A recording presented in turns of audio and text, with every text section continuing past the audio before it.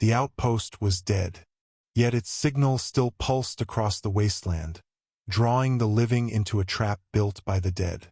The signal was faint but constant, a steady, rhythmic pulse cutting through static-laden skies.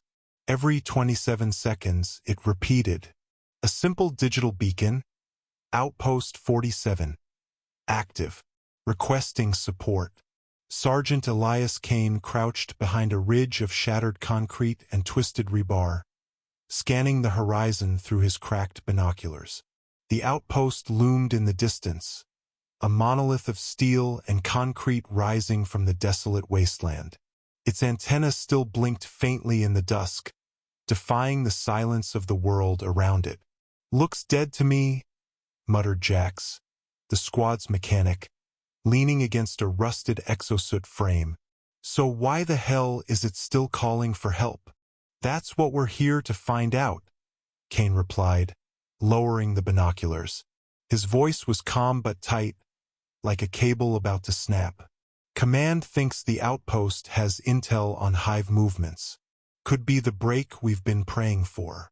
"Or a trap," whispered Nira, their recon specialist, her pale face barely visible beneath the hood of her cloak. Her eyes, always watchful, lingered on the blinking antenna. "Nothing that broadcasts like that is ever good news." Kane didn't argue. She was right. Outpost 47 had gone silent 3 months ago, reporting an imminent Hive attack. No reinforcements had been sent. Everyone assumed it had fallen. Now suddenly it was calling for help again. "Lock and load," Kane ordered. "We move in 10. They advanced at twilight, shadows among ruins, the dying light of day barely touching the skeletal remains of cities lost to war. The air smelled of rust and ozone, and far away, the low, almost subsonic hum of Hive tunnels vibrated through the earth. The outpost gates were open when they arrived.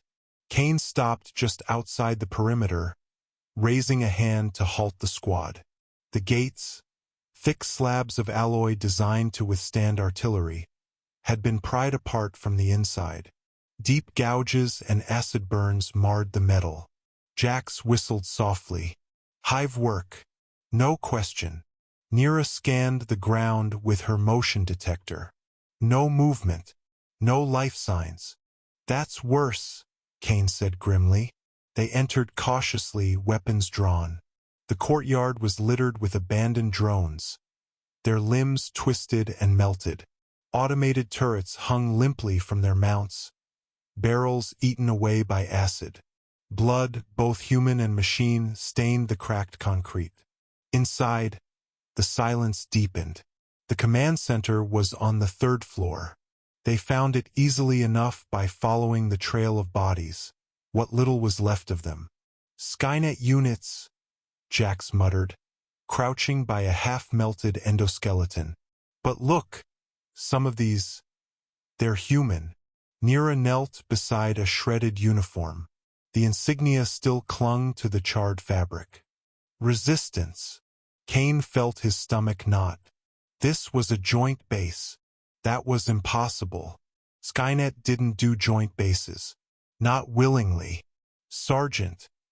Nira's voice was low, strained. "Look at this." She pointed to the walls.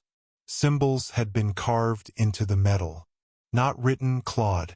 Jagged lines and spirals, interlaced with strange organic shapes, almost like veins. "The Hive was here," Kane said. "But why leave the beacon on?" As if in answer, the lights flickered. The console at the center of the room powered up on its own. Screens lit with static, then a message appeared. "Welcome, Sergeant Kane." Everyone froze. "How the hell does it know your name?" Jax whispered. Kane didn't respond. He stepped closer to the console. The screen changed again, displaying grainy footage from a security feed. It showed the outpost days ago, maybe weeks. The corridors were alive with movement. Endoskeletons firing at unseen attackers. Resistance fighters screaming orders. Then shadows. black, sinuous shadows moving too fast for the cameras to track. One by one, the defenders fell.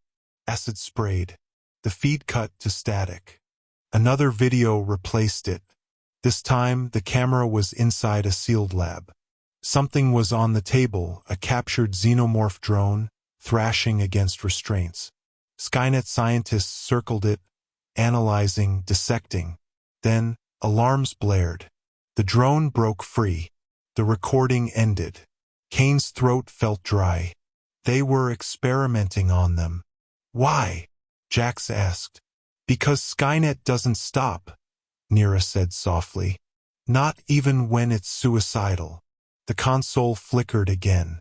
This time it showed live footage of them. The squad. In the command center.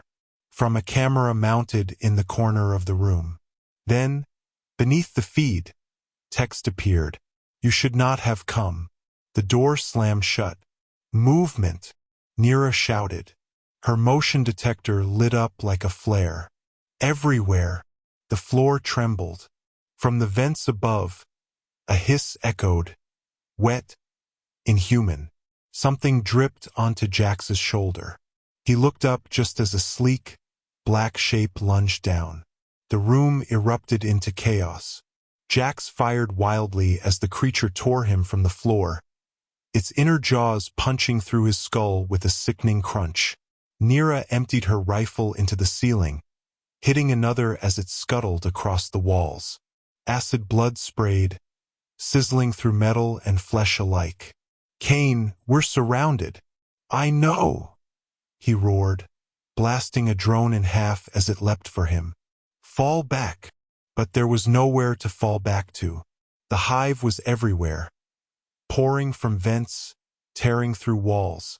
Then the screens changed again. Footage played of the very room they were in from minutes ago. But in this version there was no fight, no squad. Just them.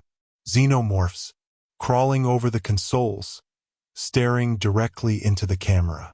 And behind them something larger. A queen. Except, it wasn't. Kane caught only a glimpse as the creatures closed in. Its crown-like head was fused with metal, its limbs enhanced with cybernetic plating.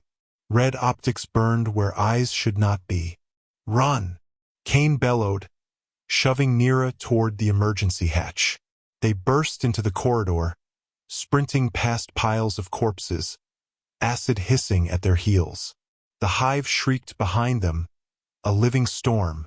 Exits ahead, Nira shouted. They reached the hangar doors only to find them sealed. Kane slammed his fist against the panel. Override. Come on. The panel sparked and died. The beacon outside, still blinking, was their only light. Behind them, the hive surged forward. Nira turned to face it, weapon raised. Go, Kane. I'm not leaving you. Go. She fired as the swarm descended. Screams filled the air, then silence. Kane ran, through maintenance tunnels, through darkness, until at last he emerged into the open night. The beacon continued to pulse behind him. He collapsed on the ridge, gasping, staring back at the outpost. For a moment he thought he saw movement atop the antenna. A silhouette, tall and inhuman, watching him. Then the beacon's message changed, just once, before resuming its steady call. Support received.